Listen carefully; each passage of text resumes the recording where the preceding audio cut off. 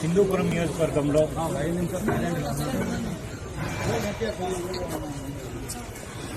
జరిగినటువంటి సంఘటన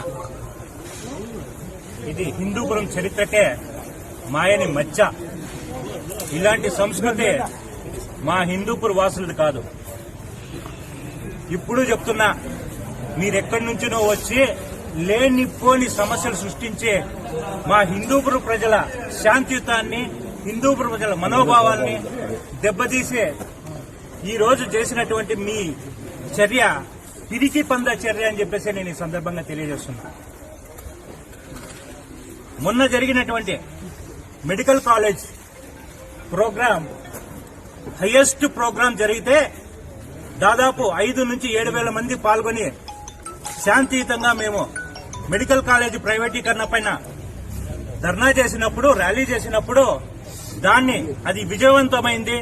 ఆ విజయవంతాన్ని ఓర్చుకోకుండా, ఆ ఓర్చుకోలేని తనంతోనే ఈ రోజు స్వయాన బాలకృష్ణ ఎమ్మెల్యే హిందూపురానికి అడుగుపెట్టి అతను ఎక్కడో కొడికొండ రిసార్ట్ లో కూర్చొని అక్కడి నుంచి వాళ్ళ మనుషుల్ని